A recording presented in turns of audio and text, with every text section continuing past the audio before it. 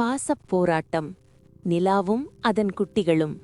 ஒரு அழகான வீட்டில் நிலா என்ற வெள்ளை நிற பூனை வளர்ந்து வந்தது. அதற்கு 5 அழகான குட்டிகள் பிறந்தன.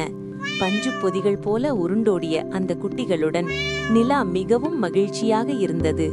ஆனால் அந்த வீட்டின் உரிமையாளரோ குட்டிகளை வளர்க்க விரும்பாமல் அவற்றை விற்று பணம் சம்பாதிக்க முடிவு செய்தார். ஒரு நாள் காலை உரிமையாளர் ஒரு பெரிய கோடையுடன் வந்தார். நிலா பதற்றமடைந்தது. ஒவ்வொன்றாக அதன் குட்டிகளை தூக்கி கூடைக்குள் வைத்தார். நிலா கதறி அழுது கொண்டு அவர் கால்களை சுற்றி வந்து கெஞ்சியது. ஆனால் அவர் அதை கவனிக்காமல் குட்டிகளை எடுத்துக்கொண்டு சந்தைக்கு சென்றார்.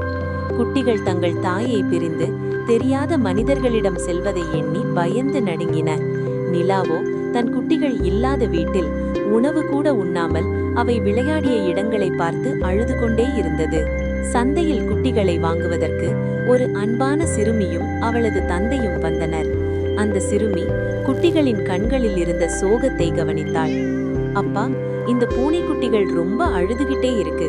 இவை தங்களோட அம்மாவை தேடுதுன்னு நினைக்கிறேன் என்று கவலையோடு கூறினாள். அந்த சிறுமியின் தந்தை உரிமையாளரிடம் விசாரித்தபோது தாய் பூனை வீட்டில் தனியாக இருப்பதையும் அது பிரிவால் வாடுவதையும் அறிந்து கொண்டார். அந்த சிறுமியின் தந்தை ஒரு முடிவெடுத்தார். அவர் உரிமையாளரிடம், குட்டிகளை மட்டும் பிரிப்பது பாவம். நான் குட்டிகளோடு சேர்த்து அதன் தாயையும் வாங்கிக் கொள்கிறேன். அவை ஒன்றாகவே எங்கள் தோட்டத்தில் வளரட்டும் என்று கூறி நிலாவையும் சேர்த்து விலைக்கு வாங்க முன்வந்தார். பணத்தாசை காரணமாக விற்ற உரிமையாளருக்கு அப்போதுதான் தன் தவறு புரிந்தது. அவர் நிலாவை அந்த சிறுமியிடம் ஒப்படைத்தார். நிலா தன் குட்டிகளை மீண்டும் கண்டதும் ஓடிச் சென்று அவற்றை தழுவிக்கொண்டது.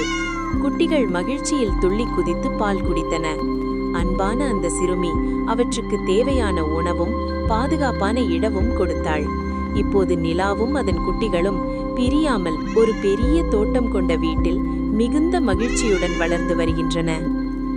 இந்த கதை நமக்கு உணர்த்தும் முக்கிய கருத்துக்கள்: ஒரு தாய்க்கும் குழந்தைக்கும் இடையிலான பாசம் என்பது இயற்கையானது.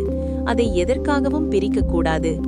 மற்ற உயிரினங்களின் வலியை புரிந்து கொள்வதே மிகச்சிறந்த பண்பு.